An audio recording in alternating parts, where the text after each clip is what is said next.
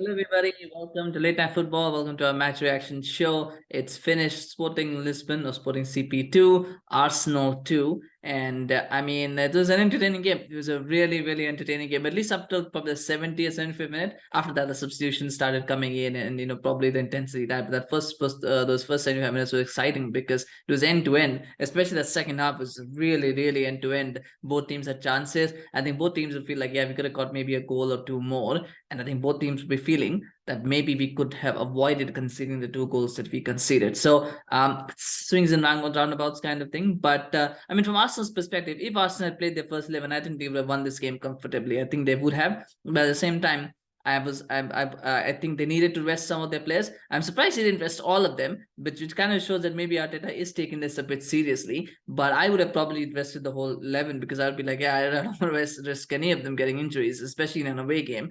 But that's where Arsenal are at.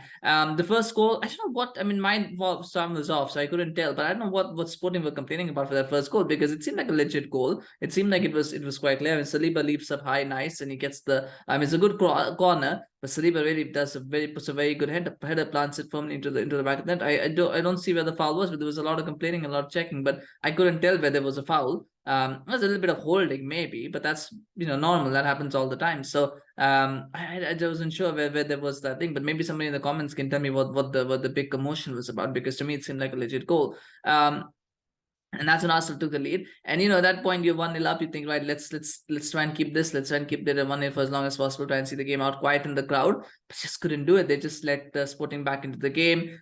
It was a good shot that was initially saved by Turner, but the corner, I think, is a lot of people were blaming Turner. I felt, okay, fair enough, Turner was at fault, but I thought Kiwior could have done more as well, because the corner is good, but it's quite close to the goalkeeper. So Turner's got to come and collect it. But even so, even if he doesn't, Kiwior just turns around. He just goes, well, he's almost like scared to go for it. He should be fighting for that ball. Instead, he just turns his head for some reason. I don't know what he's trying to do, but he's a centre back as well. So I don't know what he was trying to do, and allows Inacio to just have a free header to go right wherever you want to place it. Watch that back again. It was interesting to see what Kiwior was thinking of doing, because obviously there must have been some reason why he was doing that. And I don't know why he just turned. He didn't even jump for it. He didn't fight for it. It was very un-centre back like from a player who's supposed to be a centre back. But it got Sporting right back into the game. It got 1-1, and in the second half, Arsenal had probably got a couple of very good chances at the start of the half to like make it 2-1, get themselves back in front, and they missed them. And Sporting make them pay. And that counter from Sporting is really good, by the way. It's a good counter, and Turner does well to save it.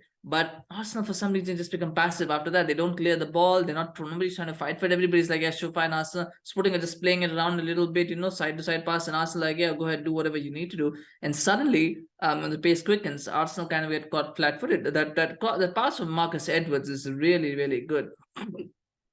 The way it tracks, because oftentimes you can either lose that or you can delay it so that the person becomes offside. It has to be perfectly weighted, and it was perfectly weighted. And I'm sure Goncalves would have been thinking of, he tried to score, he couldn't, but Paulinho stepped up with the rebound. Maybe Saliba could have got there before, maybe could have been quicker to react. It's difficult to say with rebounds, because it's always about anticipation, and usually strikers anticipated more than the goalkeeper than defenders, because it's just instinct, right? But it's 2-1, and you're thinking maybe Sporting can take something back to the Emirates, have something to hold on to. They should fancy their chances against an Arsenal second string, but Arsenal show the fight that they've shown throughout the season. They fight and they get back to level terms with that goal. Again, it's a bit disappointing. The ball was given away in midfield. Was that a foul? I've seen those given, and I've seen them not given, and I will lean towards the side of saying that it probably wasn't a foul. I will say that it probably wasn't a foul. If it was given, I wouldn't have any complaints with it. As a neutral or as an Arsenal fan, I think if it was given, I would not have any complaints with it. But at the same time, I think not being given also does not, the only reason it's a talking point is because it led to a goal. If it hadn't, and if it was given as a foul, we wouldn't be saying, oh, well, why was that a foul? But maybe, may not have been, but Sporting was certainly caught out there, and then Xhaka just takes a shot with it and deflects off Morita. It's a bit disappointing for Morita. It's a bit sad, unfortunate for him as well, that deflected him into the goal, because he wasn't really shooting. He was just trying to guide it to Martinelli. But those are the breaks. Sometimes in games you get breaks like that, and I think Arsenal got that one for themselves. 2-2, and yeah, nobody could get that fifth goal. Nobody could get that fifth goal to take a lead. So it's going to be 2-2. But as I said, it was entertaining. It was exciting. It was, and I think we got to see a few players otherwise we don't get to see. I'm surprised Saka started. I'm surprised Zinchenko started. Xhaka starting as well. I mean, 3 players who I thought would definitely been rested, because you want those players to be fit and firing for the Premier League title chase.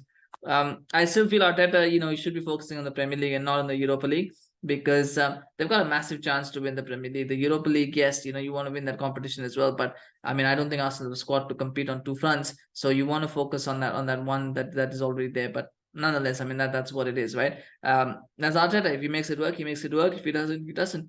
Yeah, so 90 more minutes. Sign me up. For it. I'm looking forward to the next slide, because I think that would be very exciting as well. I still think Arsenal should not be playing many of their starters. I think the team that played today, I think you can play the same. The players who came in should probably stay for that game, and those who were rotated, you can just rotate among the rest of them. But the second stringers that came in should continue to play, because I don't think you need to risk your first teamers for this one. But we'll see what Arteta does. Did anyone stick a claim for starting spot? I don't think any of them made a case for like, oh yeah, I should be starting. Maybe, I mean, Jorginho has been signed as a Partey replacement, and maybe Jorginho is the only one who could maybe make a claim. But other than that, I don't think Kiwior did enough to make his case. I don't think White made it. I mean, Ben White and Tomiyasu, anyway, both of them just keep rotating. So that's already there. I don't think Vieira made a case for him either. So that is something as well, because what you want as a squad is you want players to challenge other players. You want players to step up and go, I should be playing. And that brings the level of the squad up. And maybe that will be a little bit of worry for Arteta. But at the same time, that team hasn't played a lot of games. They've been knocked out of the other competitions, so they're not getting a lot of game time. So rust is understandable. But I mean, Sporting could have a couple of players missing as well. So we'll have to see how they adjust to that for the second leg. Anyway, I'll do predictions. Maybe, I mean, you know what? I still think Arsenal will see this through, because they have the quality. But I wouldn't. Depends on what team Arteta picks. Because if he picks the team that I think he's going to pick, then I think Arsenal should go through. But if he rests a few players and does what tries to preserve players for the Premier League games, then there's a chance for Sporting. But anyway, we'll see what happens there. Of course, let me know your comments on the game. Of course, do share your thoughts. Do smash a like if you enjoyed this video. Subscribe to the channel on YouTube. Follow us on Facebook, Twitter, Instagram. We got a couple more match reaction videos that will come up, because there's a few more games coming up, and we'll do that as well. So do subscribe and get notified as those drop. Thank you so much for watching. Thanks once again. Take care. We'll see you again soon. Bye-bye.